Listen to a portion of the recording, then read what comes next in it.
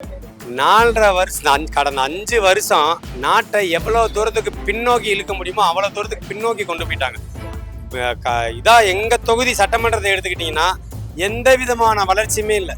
சும்மா ஒரு கண்துடைப்பு மாணிக்க ஒரு பழைய பாலிடெக்னிக் அந்த கட்டடத்தில் மகளிருக்கான கல்லூரி ஆரம்பிக்கிறேன்னு சொல்லிட்டு இப்போ கடைசி ஒரு 6 மாதம் மட்டும் ஒரு நாடகத்தை நிகழ்த்துறாங்க. நாட்டில் சாராயம் ஓடுது, கஞ்சா விற்பனை அதிகமாக இருக்குது. அதை தடுத்து நிறுத்தணும். போதும் இந்த திராவிட மாடல் ஆட்சி. கடந்த 5 வருஷமா திமுக இருந்தாங்க. அடிப்படை வசதிகள் கூட இல்லை. இப்போ இளையான்குடி பகுதியில் பார்த்தீங்கன்னா நிறைய பேர் தள்ளுவண்டியில் குடத்தை வச்சுக்கிட்டு தண்ணிக்காக ரொம்ப தூரம் போயிட்டு வராங்க. இந்த கருவேல மரங்கள் இருக்கிறதுனால அது ஒரு வெப்பம் நிறைந்த ஒரு பகுதியாகவே இருக்குது. திராவிட முன்னேற்ற கழக ஆட்சி தமிழரசி ரவிக்குமார் எம்எல்ஏ அவர்கள் சரியாக செயல்பாடுகள் சரியாக இல்லை. இங்கு மருத்துவ கல்வியை கொண்டு மக்களோட பயன்பாட்டுக்கு ரொம்ப இடையூறாக இருக்கிறது. சட்டம் ஒழுங்கு என்னோட நேரடி கட்டுப்பாட்டுல இருக்குன்னு சொன்னாரு. தினம் கொல்லுன்னு அமைதி பூங்காவா இருந்த எங்க தமிழ்நாட்டை சீரழிச்சிட்டாங்க. குற்றம் புரிவோரின் கூடாரமான தமிழகத்தில் சட்டம் ஒழுங்கை படுகொலியில் தள்ளிய இவர்களை மன்னிக்கலாமா? இந்த நிலை மாறிட வாக்களியுங்கள் தாமரை சின்னத்திற்கு. இந்த தேர்தலை பாரதிய ஜனதா கட்சி வேட்பாளர் பாலகணபதி அவர்களுக்கு என்னுடைய வேட்டை அவர் நல்ல மனிதர். இந்த தொகுதியினுடைய சேவை மனப்பான்மை அதிகம். அதாவது மக்கள் சேவகனாக அவருடைய நான் பழகின வரைக்கும் இந்த மக்களுடைய பழக்கத்துக்கும் அவர் சேவையும் அதிகமாக இருக்கு. சட்ட ஒழுங்கு மத வழக்கு இந்த மாதிரி கஞ்சா ஏகப்பட்ட பிரச்சனைகள் இருக்கு. ஆட்சி ஒழுங்காக நல்ல இதில் இல்லை. நமக்கு பொன் பால கணபதி சரி தாமரை. என்னோட வாக்கு தேசிய ஜனநாயக கூட்டணிக்கு தான். நாட்டில் சாராயம் ஓடுது, கஞ்சா விற்பனை அதிகமாக இருக்குது. அதை தடுத்து நிறுத்தணும். போதும் இந்த திராவிட மாடல் ஆட்சி. மக்களாக என்னத்தை நினைக்கிறது? நினைச்சோம்னா அழுகணும், ரொம்ப நினைச்சோம்னா ரொம்ப அழுகணும். அவ்வளோதான். ரொம்ப கொடுமையான ஆட்சி அது. என்னோட ஓட்டு தேசிய ஜனநாயக கூட்டணி தாமரை சின்னத்துக்கு தான். தாமரை சின்னம் பார்த்தீங்கன்னா இந்த பாரதிய ஜனதா கட்சி, இந்த தேசிய ஜனநாயக கூட்டணி இந்த நாட்டு மக்களுக்கு ஒரு நன்மையை கொடுக்கக்கூடியது. இன்னொன்று ஒரு இந்த இந்தியா ஒரு ஆன்மீகம் கலந்த கலாச்சாரத்தோடு இருக்க ஒரு நாடு. இதை ஆதரவு கொடுக்கறது இந்த கட்சி மட்டும்தான். கடந்த 5 வருஷமா திமுக இருந்தாங்க. அடிப்படை வசதிகள் கூட இல்லை. இப்போ இளையான்குடி பகுதியில் பார்த்தீங்கன்னா நிறைய பேர் தள்ளுவண்டியில் குடத்தை வச்சுக்கிட்டு தண்ணிக்காக ரொம்ப தூரம் போயிட்டு வராங்க. இந்த கருவேல மரங்கள் இருக்கிறதுனால அது ஒரு வெப்பம் நிறைந்த ஒரு பகுதியாகவே இருக்குது. அந்த கருவேல மரத்தை சுத்தம் பண்ணி கொடுக்கறதா கடந்த எம்எல்ஏ சொன்னாங்க தமிழரசி அவர்கள். அதையும் செய்யலை. அதுபோல் அந்த குப்பை கிடங்கு பிரச்சனை அதுவும் அப்படியே அதையும் சரி பண்ணல. இன்னொன்று அந்த மருத்துவமனை அதையும் சரி பண்ணல. மருத்துவமனைக்கெலாம் எனக்கு தெரிஞ்சவங்க ஒருத்தவங்க போனாங்க. பப்ளிக் பிளேஸ்லேயே ஒரு பொண்ணு ஸ்கேன் பண்ணுறதுக்கு ஒரு தனியாக ஒரு ரூம் கூட இல்லை, ஓப்பன் ஸ்பேஸ்லேயே பண்ணுறாங்க. அதனால கட்டாயம் என்னோட ஓட்டு தாமரைக்கு தான். தேசிய ஜனநாயக கூட்டணியில் இருக்கிற பாரதிய ஜனதா கட்சி வேட்பாளர் பொன் பாலகணபதி அவர்கள் தாமரை சின்னத்தில் போடும். இப்போ நடக்கிற ஆட்சி இருக்கு பாருங்க, இந்த திராவிட முன்னேற்ற கழக ஆட்சியின் மீது ரொம்ப ஒரு வெறுப்புணர்ச்சியில் ஒரு ஏமாற்றத்தில் இருக்கிறோம். இன்னும் கொஞ்சம் சொல்ல போனால் நான்லாம் போன வட்டம் திமுகவுக்கு தான் ஓட்டு போட்டேன். இந்த அம்மா எம்எல்ஏ ஆகிறதுக்கு என்னோட ஓட்டு ஒரு காரணமாக இருக்கு. ஆனால் மிகப்பெரிய ஏமாற்றம். நான்லாம் எங்கள் சொந்தக்காரவங்கள்ட்ட எல்லாத்தையும் சொல்லி போன வட்டம்னா ஓட்டு போட சொன்னோம். இந்த வட்டம் ஏன்டா அந்த தவறை பண்ணோன்ற அளவுக்கு அவங்க ஆட்சி நடக்குது.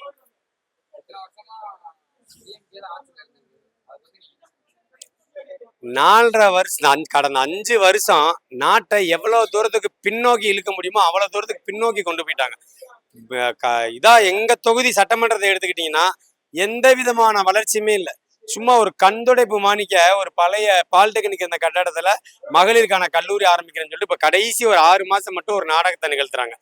ஆரம்பத்திலேருந்து இந்த மக்கள் கேட்குறாங்க ஒரு பாலம் எங்களுக்கு எக்ஸ்ட்ரா வேணும்னு சொல்லிட்டு வைகை அணைக்கு மேலே இது வரைக்கும் கொடுக்கலங்க. ஏன்னா அது பண்ணாங்க. லோக்கல் நிர்வாகமும் அவங்க தான் மேலே ஆட்சியில் இருக்கிறது, அவங்க தான் பண்ணித்தரல. அது போக விருதுநகர் மாவட்டத்தில் மருத்துவ கழிவு சுத்திகரிப்பு ஆலை ஒன்று நடந்துச்சு. அதை பெரிய மக்கள் போராட்டம் பண்ணி விரட்டி அடிச்சிட்டாங்க. அந்த கழிவு ஆலையை இவங்க தொகுதியில், அதாவது மானாமரம் சட்டமன்ற தொகுதியில் கொண்டாந்து வச்சிருக்கிறாங்க. மக்கள் தொடர்ச்சியா போராட்டம் பண்றாங்க. இந்த அம்மாவுக்கு செவி கொடுத்து கேட்கறதே இல்லை. இன்னொன்னு என்னன்னு கேட்டீங்கன்னா அது நடத்தியே ஆவேன்ற அளவுக்கு இருக்கிறாங்க. அதனால மக்கள் ரொம்ப வெறுத்து போயிட்டோங்க. இந்த அம்மாவுக்கு ஏன்டா ஓட்டு போட்டோம், அந்த அம்மாவுக்கு மறுபடியும் ஓட்டு போட்டு அந்த தவறை பண்ணக்கூடாதுன்னு சொல்லிட்டு இருக்கிறோம். வணக்கம். இந்த தேர்தல்ல யாருக்கு ஓட்டு போடுவீங்க? தாமரை எதுக்காக தாமரை? எட்டலைக்காக தாமரை குடிநீர். இத்தனை வருஷமா டிஎம்கே தான் ஆட்சியில வந்திருக்கு. நான் எடமுக்க அதை பத்தி என்ன நினைக்கிறீங்க? எம்ஜிஆர்ல இருந்து அம்மா இருந்து இப்ப தாமரை அவருக்கு ஓட்டு போடுறோம். எல்லா மக்களும் ஓட்டு போடுறோம். டிஎம்கே ஒழியணும். டிஎம்கே ஒழியணும். எதுக்காக வெளியேறணும்? நாடு சரியில்லை. நாடு மக்கள் சரியில்லை. நாடு மக்கள் சரியில்லை. சாரேன் டிஎம்கே ஆட்சி. அம்மா வந்தால் என்ன செய்ய சொல்லுவேன். அம்மா சொல்லணும். அது தாமரை செய்வார். சரிங்க. மக்கள் செய்வார். ஓகே. ஆமா. வணக்கம்ண்ணே. வணக்கம்ண்ணா. இந்த தேர்தலில் உங்க வாக்கு யாருக்குண்ணே? தாமரைக்கு தானே. எதுக்காக தாமரைக்கு போறேன்னு சொல்றீங்க? கடந்த ஆண்டு திமுக பொய் பிரச்சாரம் பண்ணி விலைவாசி அப்புறம் கரண்டு எல்லா கட்டணத்தையும் உயர்த்திட்டாங்க. அதுக்காண்டி நம்ம வந்து ரொம்ப நம்மளோட ஏழ்மை பாதிச்சிச்சு. அதுக்காண்டியே நம்ம வந்து தாமரைக்கு வாக்களிக்கலாம்னு முடிவு எடுத்திருக்கோம். தாமரையோட வேட்பாளர் யாரு? பொன் பாலகணபதி நல்லது செய்வார் நம்புறீங்களா? நல்லது செய்து நம்புகிறோம். கடந்த ஆண்டுகளா டிஎம்கே தான் ஆட்சியில் இருக்கு. ஓகே. விலைவாசி எல்லாமே உயர்வு, மது, சூது இது எல்லாமே வந்து அதிகமான புழக்கவழக்கமாக ஆயிடுச்சு. மக்கள் வந்து அதிகமான மதுவுக்கும் கஞ்சா உள்ளிட்ட பல இளைஞர்கள் பாதிப்பு அதிகமான நடைமுறையில் இருக்கு இப்போதைக்குன்னு. இதெல்லாம் கண்டித்து இவர் வந்து தாமரை சின்னத்தில் நம்ம ஜெயிக்க வச்சோம்னா அவர் நல்லபடியாக எல்லாத்தையும் பண்ணி கொடுப்பாருன்னு ஒரு இதுக்காண்டி தான் நம்ம தாமரைக்கு வாக்களிக்கிறோம். வணக்கம் ஐயா. சொல்லுங்க ஐயா. இந்த தேர்தல்ல உங்க வாக்கு யாருக்கு? எங்க வாக்கு வந்து எங்க ஐயா திரு வி. பொன்கணபதி கிட்ட எங்களுடைய வாக்கு. ஏன்னு கேட்டீங்கன்னா அவர் 99 வந்து பரம்புடியில வந்து நகர கவுன்சிலர் இருந்தாரு. அப்பயே வந்து பரம்புள்ளையே அவரு ரொம்ப நல்லதுன்னா செஞ்சிருக்காரு. இதுக்கு இடையில 24 திருவள்ளூர்ல நாடாளுமன்றத்தில் நின்று 2ஆம் இடத்துல வின்னிங்ல வந்தவர். இதே நேரம் அவர் சொந்த ஊர் நேட்டிவ் பரமக்குடிக்கும் மானாமரிக்கும் அதிகமான தொலைவு கிடையாது. 27 கிலோமீட்டர் தான். அவர் இங்கே வந்தால் இன்னும் நல்லது செய்வார். ஒரு 3 பாயிண்ட் மட்டும் நான் சொல்லிக்கிறேன். இந்த ஐயா மோடி ஆட்சியில் மக்களுக்கு பூரா நல்லதே நடக்குது. நல்லதே இது நினைப்போம். கேஸ் சிலிண்டர் தட்டுப்பாடு இதுவரை கிடையாது. நேற்று நியூஸு இன்னைக்கு 5 நாளில் சிலிண்டர் கிடைக்கும். தட்டுப்பாடு எதுவும் இல்லை. அதே மாதிரி இந்த பொன்கல ஐயா வந்தால் எம்எல்ஏ வந்தால் தரப்பாலம் உறுதியாக அமைச்சு தரேன்னு இருக்காரு. அது முக்கியமான எங்களுடைய கோரிக்கை. என்ன அதனால் வந்து எங்கள் வாட்டு வந்து தாமரை சின்னத்துக்கே என் மக்கள் உழவே தலை. இன்னொன்று விவசாயிக்கு பூரா 6000 வந்து 9000 உயர்த்திருக்காரு. அது ஒரு பெரிய காரியம். விவசாயி பூரா பயனுடைய. நன்றி, வணக்கம். வணக்கம். இந்த தடவை உங்களோட வாக்கு யாருக்கு? எங்களுடைய வாக்கு தாமரைக்கு. எதுக்காக தாமரைக்கு? தாமரைக்குன்னா இங்கே திராவிட முன்னேற்ற கழக ஆட்சி தமிழரசி ரவிக்குமார் எம்எல்ஏ அவர்கள் செயல்பாடுகள் சரியாக இல்லை. இங்கு மருத்துவ கல்வியை கொண்டு வந்து மக்களோட பயன்பாட்டுக்கு ரொம்ப இடையூறாக இருக்கிறது. ஆமாம். 2வது கஞ்சா, மது, போதை பழக்கங்கள் அதிகமாகி கொண்டிருக்கிறது. மக்கள் வந்து இளைய தலைமுறைகள் வந்து ரொம்பவும் சீரழிஞ்சு போய்விட்டது. இப்போ பள்ளிகளுக்கு இங்கே மானாமதுரையில் ஒக்கூர் வெள்ளையன் செட்டியார் மேல்நிலை பள்ளி இருக்குது. அங்கே சிறு வயது மாணவர்கள் அனைத்து பேரும் கஞ்சா போட்டு ஆசிரியர்களை அடிக்கிறார்கள். கத்தியை கொண்டு ஆசிரியர்கள் தண்டிக்கப்பட்டால் கத்தியை கொண்டு வெட்ட வருகிறார்கள். ரொம்ப அராஜக போக்கு இங்கே ஓவராக நடக்கிறது. ஆகையால் தமிழரசி ரவிக்குமார் அவர்கள் இந்த தேர்தலோட அவரை வீட்டுக்கு அனுப்புறதாக முடிவில் இருக்கிறோம். நாங்கள் பிஜேபி பொண்ணு கணபதி அவர்கள் வெற்றி பெற செய்வார்கள். நாங்கள் ரொம்பவும் உறுதுணையாக இருக்கோம். ஓகேண்ணா. கடந்த ஆண்டுகளா டிஎம்கே தான் ஆட்சியில் இருக்கு. அதை பற்றி மக்களாக நீங்கள் என்ன நினைக்கிறீங்க? ரொம்ப மோசமான ஒரு நிலைப்பாடில் இந்த ஆட்சி நடந்து கொண்டு இருக்கிறது. மது போதை வழக்கம் அதிகம். இங்கே மகளிருக்கு ஓவர் இது. 2வது சிறு பிள்ளையிலேருந்து இப்போ முதியோர் வர. 2வது கற்பழிப்புகள் அதிகமாக நடக்குது. மது போதையில் ரொம்ப இளைஞர்கள்லாம் கெட்டு இது போய்கிட்டு இருக்காங்க. 2வது விலைவாசி இது இருக்குது. இது மருத்துவ இந்த தொழில் வரி அதிகமாக வருது. ரெண்டாவது இந்த சொத்து வரியை 3 மடங்கு 4 மடங்கு உயர்த்தி விட்டாங்க. மின் கட்டணம் அதிகமாகி கொண்டு இருக்கிறது. வென்றாது விலைவாசி எதுவுமே எல்லாமே விண்ண முடிகிறது. மது கஞ்சா ஓவர் புழக்கமாக இருக்கிற மானாமதுரையில் கஞ்சா ஓவர். அதாவது மக்கள் ரொம்ப வெளியவே வர முடியலை. பெண்கள் சுதந்திரமாக நடமாட முடியலை. அதனால நாங்கள் இந்த தடவை திமுகவை விரட்டை அடிக்கணும்ன்ற முடிவில் இருக்கோம். நாங்கள் பொன் பாலகணபதி தாமரை சின்னத்துக்கு ஓட்டு போடுறதுக்காக ரெடியாக இருக்கோம். ஓகே, நன்றி. வணக்கம்ண்ணே. இந்த தேர்தலில் நீங்க யாருக்கு வாக்களிப்பீங்க? வணக்கம். கிட்டத்தட்ட 50-60 ஆண்டு காலமா ஏடிஎம்கே திமுக இது மட்டும்தான் வந்துட்டு இருந்துச்சு. முதல் தடவையா புது வேட்பாளருக்கு அறிமுகம் பண்ணியிருக்காங்க. எங்களோட கட்சியில இருந்து பிஜேபில இருந்து கொடுத்துருக்காங்க. அவர் நிறைய வாக்குறுதிகளை அளிச்சிருக்காரு. ஐடி கம்பெனில இருந்து மனித கழிவுகள் இதெல்லாம் வராத அளவுக்கு இப்போ சொல்லியிருக்காரு. தரப்பெல்லாம் அமைச்சு தரதா சொல்லியிருக்காரு. கண்டிப்பா அந்த டைம் புது வாய்ப்பு மூலமா அவருக்கு கொடுக்கலாம். யார் சொல்லியிருக்கான்? இப்போ பிஜேபி வேட்பாளர் பொன் பாலகணபதி. அதுக்கப்புறம் கடந்த ஆண்டுகளாக டிஎம்கே தான் ஆட்சிக்கு வந்துட்டு இருக்கு.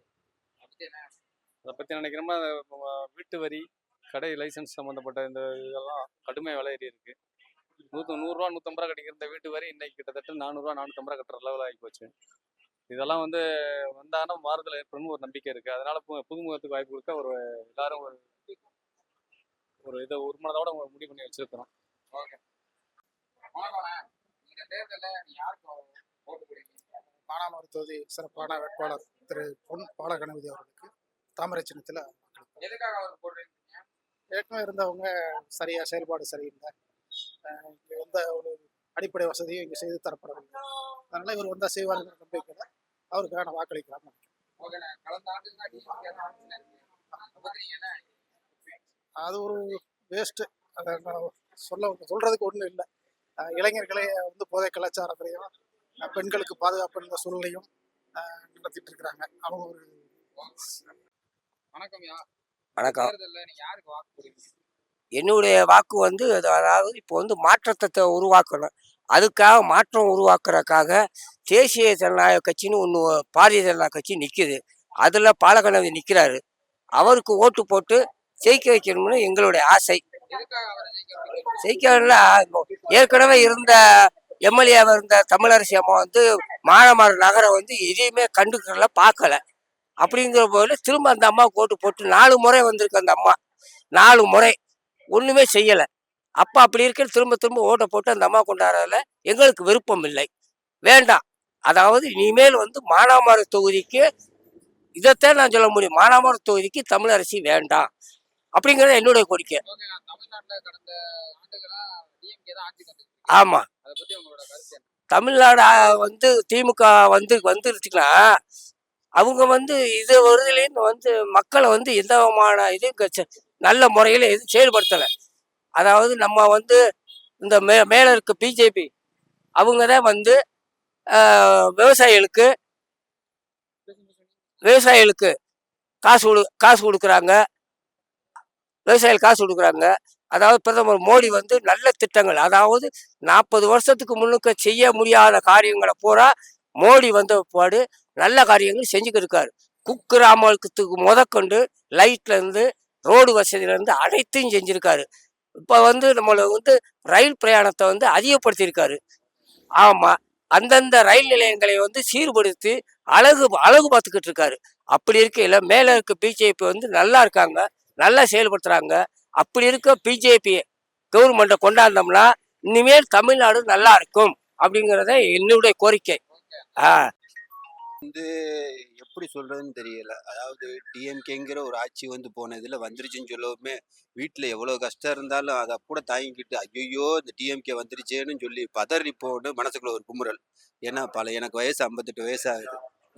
டிஎம்கே ஆட்சி நடத்துறத பத்தி நானும் சின்ன பிள்ளையில இருந்து பாத்துக்கிட்டே வரேன். அதாவது மக்களுக்குன்னு எந்த இதுவும் செஞ்சது கிடையாது. ஒரு ஹாஸ்பிட்டலுக்கு போனா ஒரு 4 மாத்திரை இதுதான். என்னத்தை போய் கத்தி அழுதாலும் இதுதான்.